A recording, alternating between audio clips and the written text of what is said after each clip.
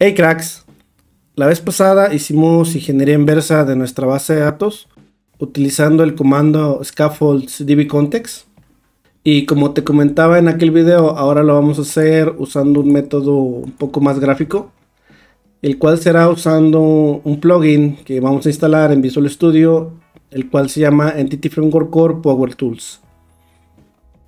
En sí, esta herramienta nos permite trabajar con Entity Framework Core de una manera más sencilla y tiene varias características. En nuestro caso, nosotros nos vamos a centrar en la ingeniería inversa, como lo hicimos con el scaffold. Esta es una herramienta open source en la cual nosotros podemos visitar el repositorio en GitHub. Acá en su documentación tenemos varios videos, los cuales nos ayudarán para entender un poquito más cómo funciona la herramienta. Y como nos dice acá su documentación, este está disponible para Visual Studio 2019 y 2022. Acá nos habla un poquito de lo que hace. Por acá hay más documentación. Pues bueno, yo te invito a que le eches una ojeada a los demos y también a la documentación para que termines de entender en qué consiste esta herramienta. Por acá te dice qué versiones o qué motores de base de datos soporta. Y en resumen, como te decía, esta es una herramienta la cual nos va a permitir hacer ingeniería inversa, igual que lo hicimos con el scaffolding, con el comando de scaffold dbcontext. Entonces lo primero que vamos a hacer va a ser instalarnos este plugin. Y yo lo único que voy a hacer aquí es me voy a copiar el nombre. Este bien lo podemos instalar desde acá, sin embargo yo lo voy a instalar desde el Visual Studio.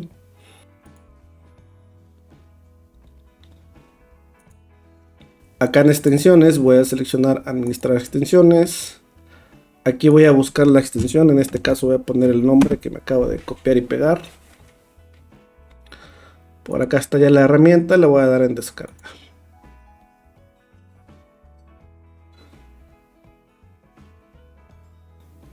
Acá me notifica que necesito reiniciar Visual Studio para que se apliquen los cambios.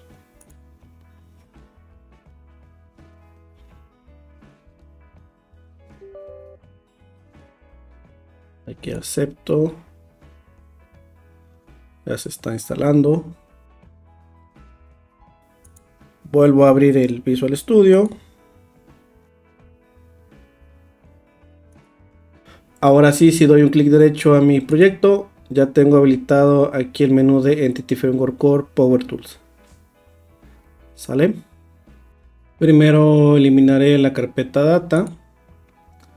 Me la chuto toda completa. Y después voy a comentar donde utilizaba estos objetos. Así que listo. Voy a correrlo nada más para que no se me vaya ningún espacio de nombres por ahí. Ahí está, sigue funcionando. Y ahora sí vamos a hacerlo. Clic derecho. Framework Power Tools. Reverse Engineering. Acá nos dice que seleccionemos un proyecto de base de datos de SQL, pero pues nosotros no lo tenemos como proyecto. Así que lo vamos a hacer, digamos que de una forma manual. Primero le cambio la versión de Entity Framework. Y aquí voy a agregar mi conexión. Entonces en este caso mi conexión es el localhost.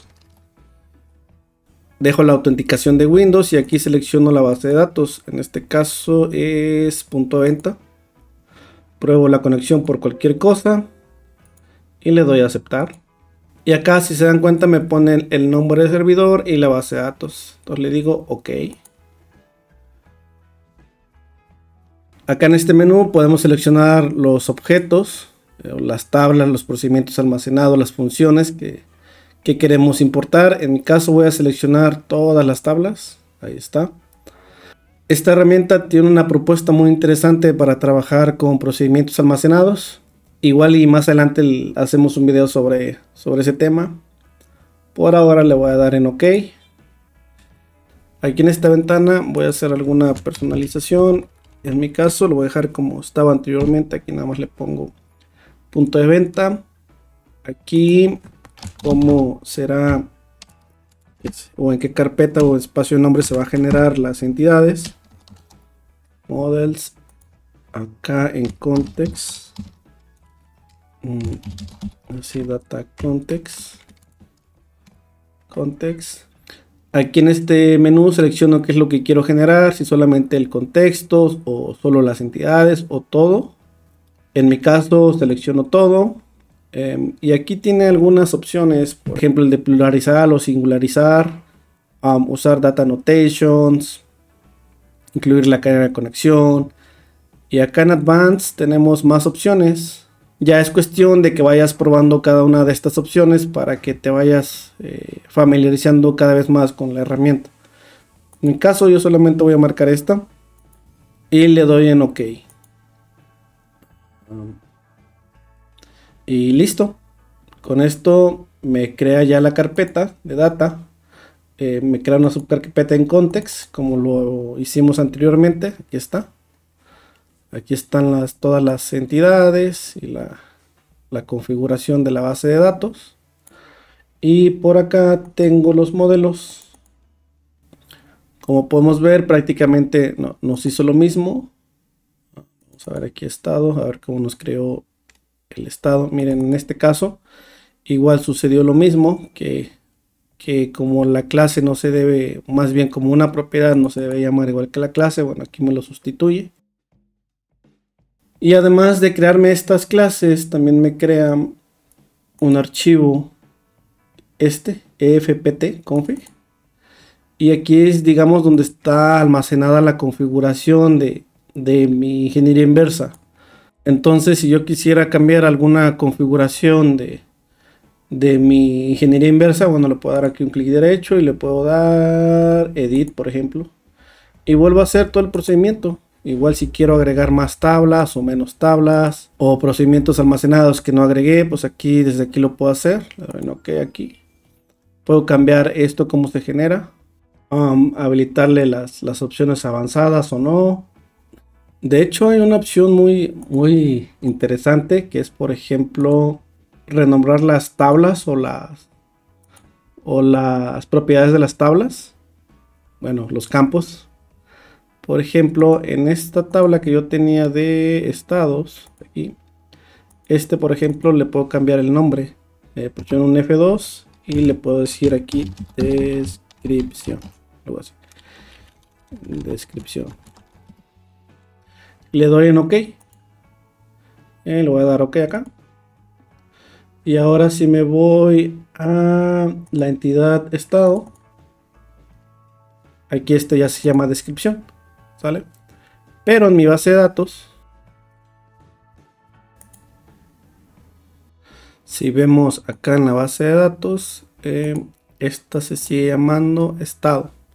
¿Vale? Entonces como que acá nos permite darle un alias a este campo.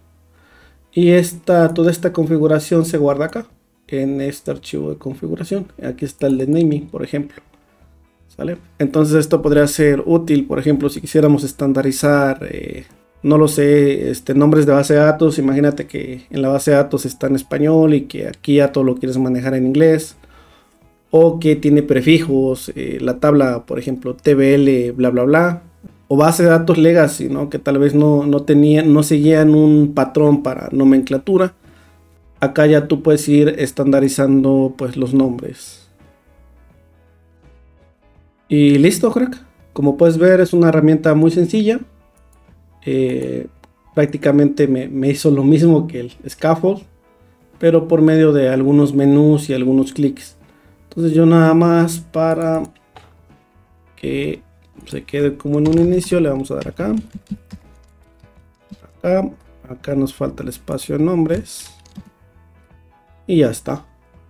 Otra cosa interesante de esta herramienta es que, por ejemplo, si yo llego a hacer un cambio en la base de datos, no sé, agregar una tabla o agregar un campo, cambiar el tipo de dato o algo que modifique en mi base de datos, simplemente le doy un clic derecho aquí y le doy aquí en refresh, ¿sale? Y esto me va a volver a traer los objetos de la base de datos, pero ya actualizados, ¿vale?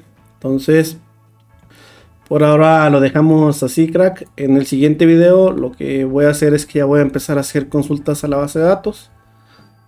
Así que ahí te espero, crack. Saludos.